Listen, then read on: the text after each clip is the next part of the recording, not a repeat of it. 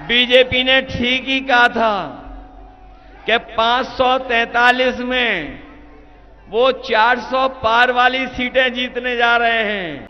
140 करोड़ देश की जनता इन्हें 140 सीटों के लिए भी तरसाने का काम करेगी।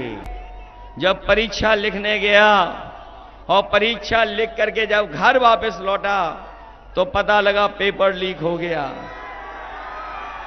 हमारा नौजवान जानता होगा, एक पेपर लीक नहीं हुआ है। अभी तक 10 से ज्यादा पेपर लीक हुए हैं। आप सोचिए ये सरकार कैसी है। किसी भी गरीब पर अन्याय करने के लिए बुलडोजर लेके चल देती है, लेकिन पेपर लीक करने वालों के लिए बुलडोजर नहीं निकला, किसी को सजा नहीं दी।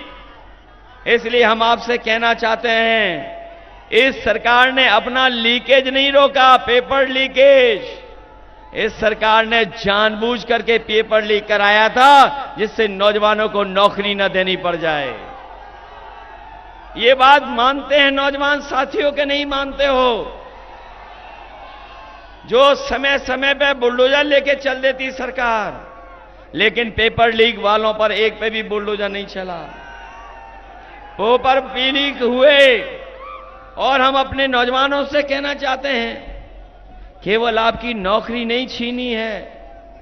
अगर जाकर के सोचोगे और शांति में बैठ करके विचार करोगे तो आप पाओगे कि बीजेपी की सरकार ने आपका 1/3 जीवन बर्बाद करने का काम किया है। 1/3 जीवन बर्बाद कर दिया है। और हमें पता है इस बात का कि जहां उत्तर प्रदेश के एक कोने से और दूसरे कोने तक, और खासकर हमारे पूर्वांचल के लोगों का बहुत बड़े पैमाने पर फौज में भर्ती के लिए नौजवान जाते थे। वो तैयारी करते थे, दिन रात अपने मैदानों में तैयारी करते थे, सड़कों पे दौड़ करके तैयारी करते थे। और वो इसलिए दौड़ते थे, मेहनत करते थे कि एक दिन उन्हें फौज की नौकरी मिल जाएगी और सम्मान के साथ देश की रक्षा करने का मौका मिलेगा।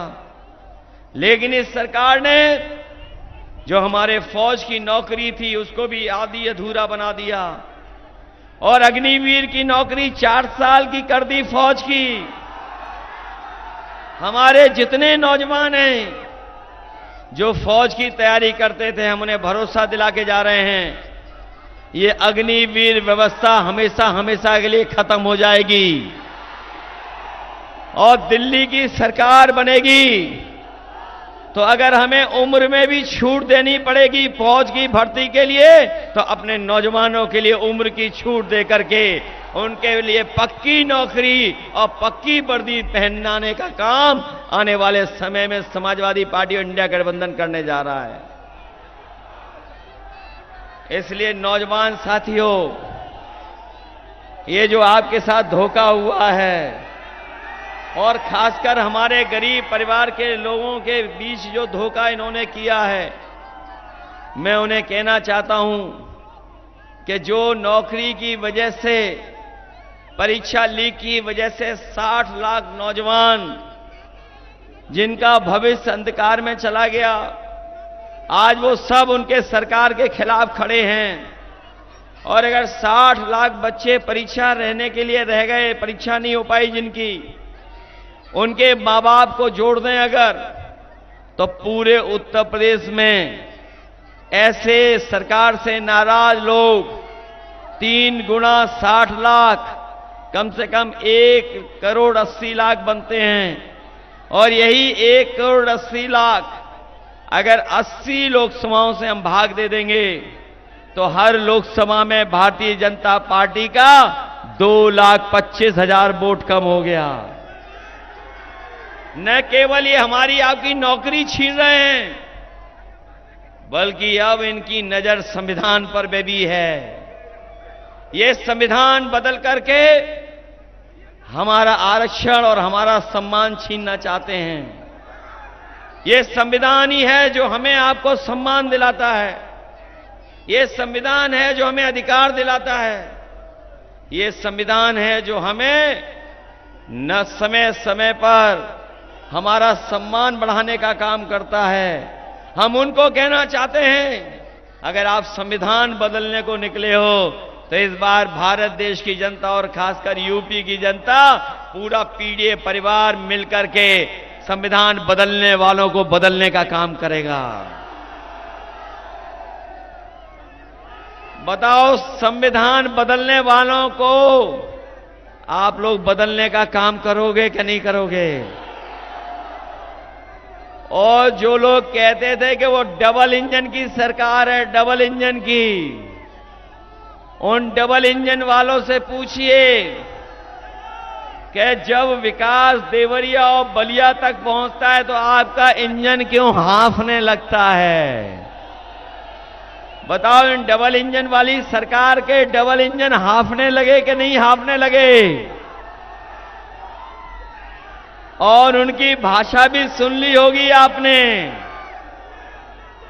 अभी जो दिल्ली वाले और लखनऊ वाले, उनकी भाषा बदल गई कि नहीं बदल गई?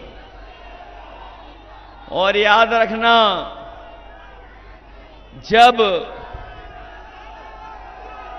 जब आत्मविश्वास लड़खड़ाता है, याद रखना साथियों, पत्रकार साथियों से भी कह रहा हूं मैं, कि जब किसी का आत्मविश्वास लड़खड़ाता है तो जवान भी लड़खड़ा जाती है। जिनका आत्मविश्वास लड़खड़ा गया है उनकी जवान भी लड़खड़ाने लगी है। और बताओ, वो क्या क्या बोलने लगे हैं? आपको तो पता होगा क्या क्या बोलने लगे हैं। ये इसीलिए बोल रहे हैं क्योंकि जनता इनका साथ नहीं दे रही है। इस बार जब वोट पड़ेगा 7वें चरण में, तो ये भारतीय जनता पार्टी वाले 7 समुंदर दूर दिखाई देंगे। ये जो संविधान बदलने निकले हैं, उन्हें जनता बदलने का काम करेगी। और मैं आपको सावधान करने भी आया हूं, ये वही भारतीय जनता पार्टी के लोग हैं जिन्होंने हमें और आपको वैक्सीन लगवा दी। जब वैक्सीन लगवाई तो कहा कि बीमारी ठीक हो जाएगी।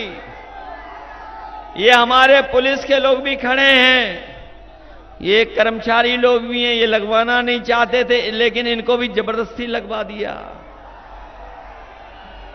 बताओ, वैक्सीन लगने से जान को खतरा पैदा कर दिया कि नहीं कर दिया? न केवल खतरा पैदा किया है, बल्कि अब जानकारी हुई है कि जिन लोगों के वैक्सीन लग गई है उनको बीमारी तो होगी, साथ में दिल की भी बीमारी हो जाएगी। बताओ, ये बात सच है कि नहीं है? और ये भी आपको जानकारी हो गई होगी कि जिस कंपनी से वैक्सीन लगवाई उससे इन्होंने पैसा भी वसूल लिया है। पैसा वसूला इन्होंने, न केवल वैक्सीन लगवाने वाली कंपनी से पैसा वसूला है, बल्कि जो मीट सप्लाई करते हैं दुनिया में, उनसे भी इन्होंने चंदा वसूला है। और अब वैक्सीन कंपनी वाली कह रहे हैं, जो वैक्सीन लगाई कंपनी, वो कह रही है कि अब हम वैक्सीन वापस ले लेंगे। हमें बताए कोई, जो वैक्सीन शरीर में लग गई है वो शरीर से वापस कैसे आएगी? हमें ये बता दे कोई। बताओ, धोखा दिया बीजेपी ने कि नहीं दिया? इन्होंने महंगाई बढ़ा दी कि नहीं बढ़ा दी? डीजल, पेट्रोल, जरूरत का सामान, खाने का सामान, सिलेंडर, गाड़ियां। और बताओ हमारे नौजवान साथियों, आपकी मोटरसाइकिल 10 साल पहले कितने रुपए में आती थी और आज कितने में आ रही है? बताओ 1 लाख रुपए से ऊपर की आ रही कि नहीं आ रही? न केवल इन्होंने महंगाई, गाड़ी, मोटरसाइकिल, जरूरत सामान की बढ़ाई है, बल्कि दवाइयां भी महंगी कर दी हैं। और जो दवाइयां होती थी आपकी, जो सामान्य बुखार ठीक कर देती थी 500 मिलीग्राम की, वो भी बताओ 600 मिलीग्राम खाना पड़ रहा है, तब जाकर के बुखार ठीक हो रहा है। बताओ धोखा दे रहे हैं कि नहीं दे रहे हैं? जब इनका चुनाव था तो ये राशन में चना दे रहे थे, दाल दे रहे थे, नमक दे रहे थे, रिफाइंड तेल दे रहे थे। और आज बताओ राशन में क्या दे रहे हैं आपको? राशन भी बेकार दे रहे हैं, जिसकी गुणवत्ता नहीं ठीक है। इसलिए समाजवादी पार्टी और कांग्रेस गठबंधन ने तय किया है कि आने वाले समय में सरकार बनेगी तो हमारे गरीबों के लिए राशन तो देंगे ही देंगे, राशन की गुणवत्ता भी बढ़ाएंगे। कम से कम गरीब का परिवार भरपेट खाना खा ले। और जिस तरीके से संपन्न लोग, बड़े लोग पैकेट का आटा खरीदने लगे हैं, हम अपने नौजवानों को और गरीब लोगों को कह के जा रहे हैं, पैकेट का आटा जो गुणवत्ता में भी अच्छा होगा, पौष्टिक भी होगा, आटा के साथ साथ हम लोग डाटा भी फ्री देने का काम करेंगे। जहां पौष्टिक आटा आपका स्वाद बेहतर रखेगा, वहीं डाटा आपको आगे बढ़ने में मदद करने का काम करेगा। जो हमारे नौजवान हैं उन्हें फॉर्म भरना होगा, पढ़ाई करनी होगी, ऑनलाइन चीजों को देखना और समझना होगा, तो आटा के साथ डाटा भी फ्री देने का काम हम लोग करेंगे। न केवल आटा डाटा, बल्कि 30 लाख सरकारी नौकरियां खाली पड़ी हुई हैं जिनको भरा नहीं गया है। 30 लाख वो नौकरियां और फौज की नौकरियों को बढ़ा करके अपने नौजवानों को पक्की नौकरी दिलाने का काम होगा। जहां नौकरी मिलेगी वहीं हम आपको भरोसा दिलाते हैं कि आपके आरक्षण के साथ इनको खिलवाड़ नहीं करने देंगे।